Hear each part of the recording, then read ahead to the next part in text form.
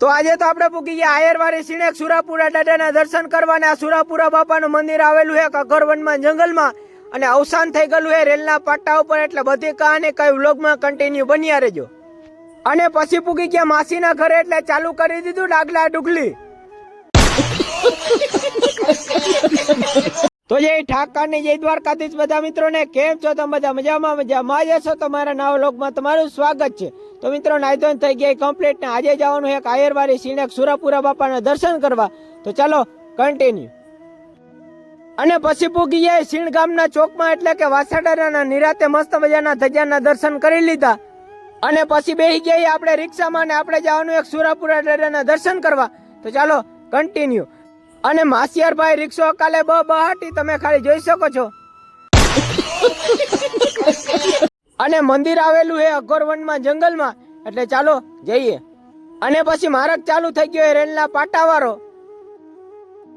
અને પેલા તમે નિરાતે મસ્ત મજાના ધજાના દર્શન કરી લ્યો. અને સુરાપુરા દાદાનું નામ હે કિશોર દાદા. એટલે માસીએ માનતા કરેલ હતી એટલે આપણે પૂગી ગયા દર્શન કરવા. તો ફાઇનલી મિત્રો તમે નિરાતે મસ્ત મજાના સુરાપુરા બાપાના દર્શન કરી લ્યો. અને બારોબાર છોકરાઓના નાના નાના ફોટા તમે ખાલી જોઈ શકો છો. અને તમે નિરાતે મસ્ત મજાના દર્શન કર્યા હોય તો આપણા પેજને ફટાફટ ફોલો કરી નાખો તો આગળનું બધું બતાવું.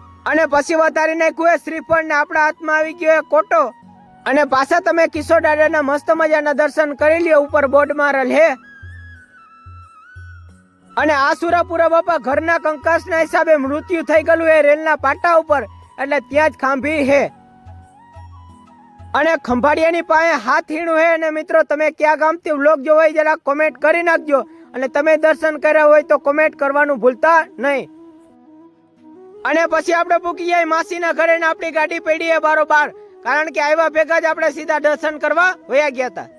અને હુઈ ગયો ખાટલા ને રિમોટ હાથમાં આવી ગયો તો કરી નાખ્યું ડાગલા ડુગલી ચાલુ. वो अलग ही लेवल का बंदा था.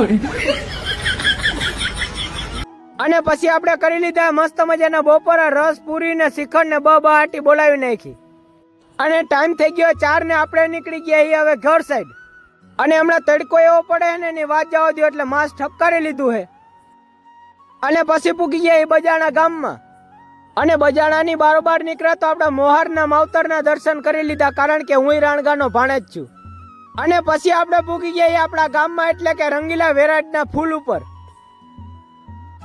તો આજનો વ્લોગ આટલો જ રાખો. અને વ્લોગ સારો લાગ્યો તો લાઈક ફોલો અને શેર કરવાનું ભૂલતા નહીં. તો ફરીથી તમને મળ્યો એક નવા વ્લોગમાં. તો બધાને જય દ્વારકાધીશ.